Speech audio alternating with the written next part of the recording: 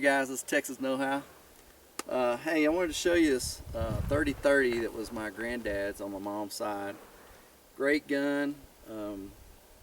These guns were used to hunt deer, kind of a brush gun. Short, easy to manipulate around in tight quarters like brush or tight trees. Got a 4x32 scope on it right now. It's an old scope, probably about the same age of the gun, made by American Eagle. The gun itself, as I said, was a Marlin. It's got some neat characteristics here. We can get in a little closer. It has a deer, a buck right there in the stock, and that's engraved in. It's been relieved, carved into that. And other people online may recognize if they have one like this. The rest of the gun on the barrel here, it says Marlin Firearm Company, New Haven, Connecticut, USA. Established 1870. It's a model 336 RC, and of course it says caliber is a 30-30. And it also has on here that this is a micro groove barrel, so it is obviously got a twist in it, so keep those bullets going straight down range and make them more accurate. Obviously, all you guys know that. Got the old original strap that my granddad had. I have seen him shoot at wolves with this as well on his ranch in Texas. Now there's no wolves there anymore. We've just about killed them all out in Texas, but there were still coyotes, and every once in a while coyotes during birthing season where his cattle were all having calves, they would team up and get a calf every once in a while. So I've seen him take this with him when he goes out and checks the cows, even if he's in his pickup, in case he's got to reach out and touch one of those and take care of that varmint or predator. So I just want to show you, lever action. You guys see how this works. Just like all other Marlins, chambered for the 30-30 bullet. The magazine, you load it right here. Kind of neat, kind of like the old Western type loading. I got some, these are 150 grain Spire Point 30-30s. Knock a deer pretty good, at least a whitetail. You probably could kill a mule deer with it as well, in that 100-yard range. But feeding these in right here, you can get 6 of these in, and I'm sure if I did this all the time I'd be a little smoother about it. But it will hold 6 bullets, cartridges. These are Federal, so we're loaded. And I'm going to step over here where I'm not pointing at my vehicle or anybody, and I'm going to chamber one just so you can see how that works. Down like normal, loading it in. You can see the bullet there, popping it in. That's a hot gun right there, ready to go. I'm going to go ahead and take the hammer and lift it up and let it go, just like you would on any hammer, to make it more safe. Now you notice I said more safe. It does have one in the chamber, but we would have to do something to make this gun shoot. That's why I call it safe. We would have to pull this hammer back, and there is a half cock right there. That is even more safe than it was a while ago, because now if this gun was dropped, the hammer is away from the firing pin that would hit the back of the bullet. So that's the way you want to keep it right there whenever it's in your saddle holster, or in your truck on a rack, or and you need to get to it and shoot something fast. That's the way you would do it right there with it half cocked. And that's pretty common for most guns that have a hammer out that's external like this, and it's either lever action or a semi-automatic that somehow the hammer's showing. You can half cock it. A lot of revolvers are that way, where you can half cock it to keep it from, that way if you drop it, it doesn't hit that pin. So scope, I don't know if I mentioned it, American Eagle 4x32. It's got some scope mounts here made by Realist. That's what it says, R-E-A-L-I-S-T. The reason I like to call all this stuff out is because there's somebody out there on the internet that probably has one of these from their dad or their granddad as well, and when they look at it, they may see some of these same components that were popular back there in the day. If I had to put a date on this thing, I'd say it's probably made in the 60s, probably, because of my age. I know that when I was really little, my granddad had it, and it was fairly new at that point. So I think it was probably made in the early 60s. But what we're going to do is we're going to set up a target. We're going to try to get a target. We're in the woods, so it is truly like a brush gun situation. And we've scoped the whole area out for a half mile all the way around. We know we don't have anybody camping or anything around today, and we're kind of in a natural depression right here, where any direction we shoot, we're pretty much going to hit a mountain or hit a steep slope. So that's good. There are rocks. We could get ricochets with this. So what I think we're going to do is, there's another depression right over here. Is we're going to pause camera and set up a target right over here. I think we can get about 75 yards. That'll be a pretty good shot with this scope, and then we'll be right back with you. Go ahead. Alright guys, we had to jerry-rig this up a little bit because, as usual, when you're trying to get out of town and go do some shooting, we forgot the sticks that we usually use in our stand here. Can you see that? These are our stands that we made. We'll do a video on how we cut those and everything, and made those out of PVC, but we just found some local stick, some wood, stuck it in here, and then we got one of our, this is more one of our, defense targets, the IPSA targets that we talked about, how we made the cardboard carver. And then I just put this on here. This is a little bit better when you're shooting a long range. Gives you some color, it's got some zones, we can kind of see where we need to move it as far as inches away. That's a ½ inch right there, and that's an inch, and then you get to, I think it's a 2-inch line right there. So we're gonna go back this way. If you look down this way, cameraman, we're gonna go this way, probably through those trees. You see the big green evergreen tree on the right? We're gonna go on back past that and try to get us about 75 to 100 yards. We'll see how far we can get, and then we'll line up with the target and let you know what we think. We've got a backstop here, by the way. We put it in a place where we've got a natural kind of high area right here behind us, so all our bullets will be caught by the ground. So all right, we'll pause and come back to you in just a minute. All right guys, we walked it off, and we're pretty much backed up against the high area again, so we're gonna call it quits right here, but this is exactly 75 yards, just by pacing it out from right here to our target. So cameraman, come on around here. This is really a good view. It's just like you were hunting deer in the bush. You can see our target down there. It's way down there and through the trees, so it's gonna be kind of a true, through the trees shot. You see it down there? And zoom down, and then we'll zoom back, and that should be good. Yeah, bring it back now, let's see. So all the way back up. And with the scope that we have on there, we should be able to hit that sucker pretty much right in the bull's eye from here. So anyway, let me go get that gun. We'll see what we can do with that 30-30.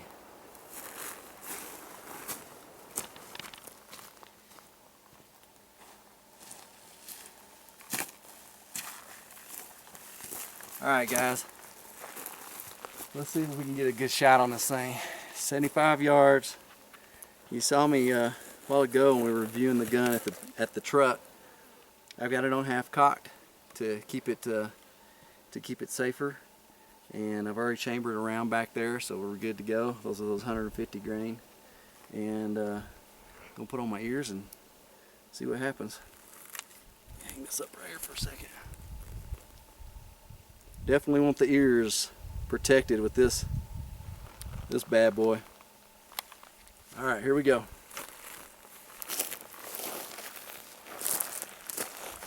Pulling my hammer all the way back. Marlin is hot and ready to go, and this is a standing 75-yard shot.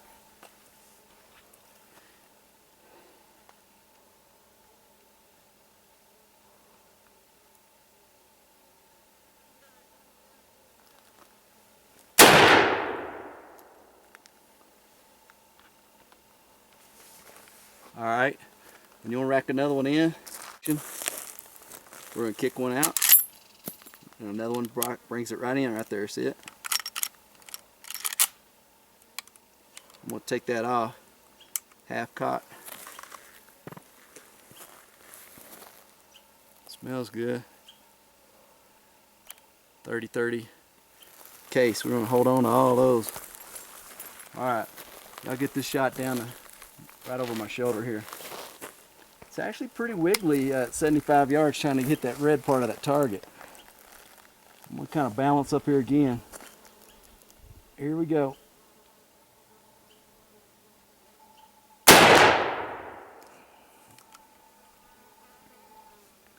think I'm going to take one more shot and we'll go down and see where I'm hitting. There's no rest. This is freestanding and I'm already making excuses.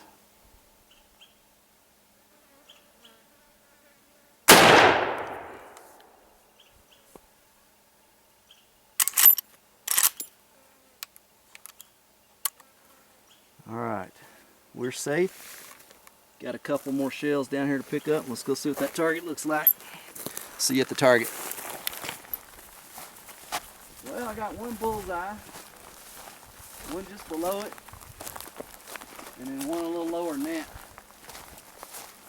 But at last time when I looked through the scope, I could see that I had hit a bullseye. I'm not sure if these are my first two, or no, this is my first or second. Here's my first or second. I don't know what order. And then that last one I think hit right here. And I knew on that second one I kind of flinched a little bit, and that's why I pulled it down and over here. But you know, for 75 yards, if you were aiming at a deer, all three of those would have took the deer down. So pretty neat target. We've got a spotting scope. We might get it out just so we don't have to walk down here every time. But we're gonna put some more rounds through this. Nice gun.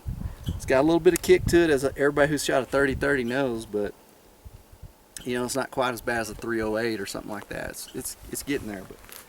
But in the background we saw just a little bit of limbs and stuff kind of kick up back here on this hill, so we know we're hitting the hill, which is good. I'm gonna lay a couple more on that target just standing here.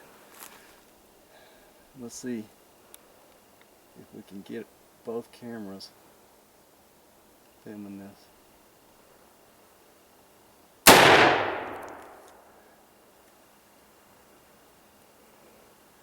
You know what I better do?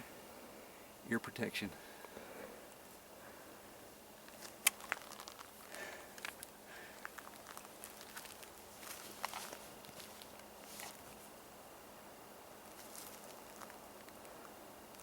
Actually, it wasn't as bad as I thought.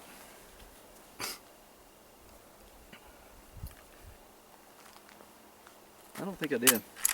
Yeah, there's our cartridge. Alright, let's get another one on it.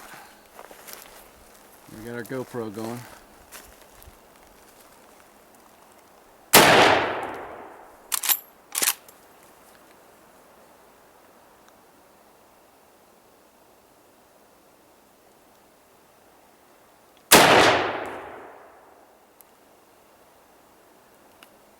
Let's go down and see what it looks like. Alright, so here's my 3 shots this time, y'all. I did get another one right here kind of low and down right by that sticker. The bait didn't work on this one, these two right here, and I think it's because I got this one but I didn't have my ear protection on, and it kind of shook me up a little bit. It was so loud. I mean, not loud enough to really hurt my ears, but you know, it was loud and when you're not expecting it. And so my other two were kind of off target right here. But we should have it on the GoPro, so it'll be kind of neat. Let's we'll pause that one, and then we'll start it again. And we're not going to put any tape on because we left the tape up at the truck. So we've got this one above the tape and this one on the bullseye, and the 2 off.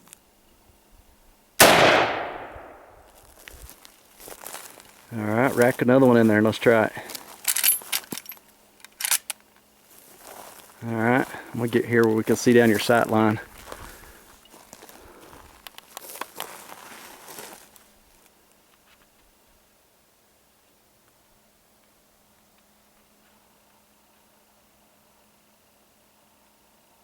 You see that bush move with that concussion right in front of you. You want to do 3? Get you another one.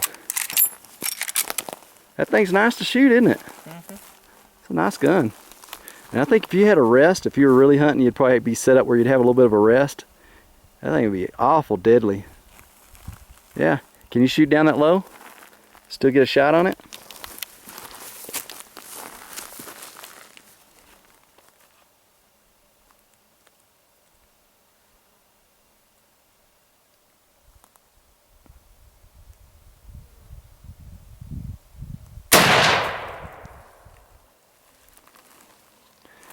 pretty nice sounding gun, boy. All right. Let's get down there and see what we see down there. I think you hadn't ejected the last one.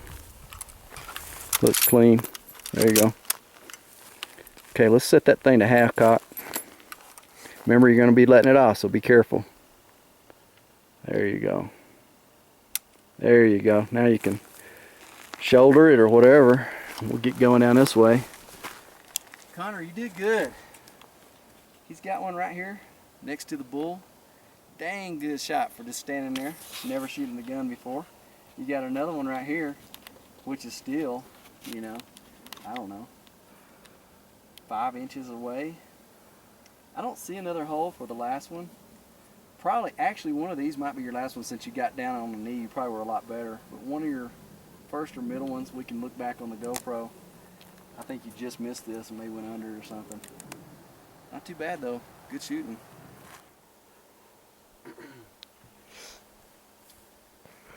Alright guys, so that's it on our review for the Marlin 3030 lever action. Really love this gun, got some good shots out of it. I mean, a standing shot at 75 yards and hitting within, you know, a 4-inch circle, you're kind of moving around. I know there's people out there on the internet that can do better, so if you guys want to comment and say that sucks, that's alright. But for us, you know, we don't shoot one particular gun that much, and we don't go to the range and just, you know, really hone in on one gun. We shoot a lot of guns on Texas Know-How. So, you know, if we're picking up a gun and somebody else had sighted it, wasn't even sighted for us, and hitting like that, I'm okay with that. And that would have taken down a deer. We would have had some great venison with that. Any of those shots, pretty much. So, so there we go. Thanks for watching the video. Stay tuned.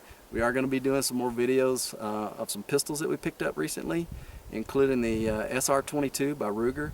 That's our latest little pistol that we picked up. We're going to do a table review of that, and also we're going to do some shooting with it and let you know how that shoots. We've got it sighted in. We hadn't even shot it to get it sighted in or anything. We'll put a couple of different kinds of ammo through it for you. But that's it for now. Thanks for watching. See you next time.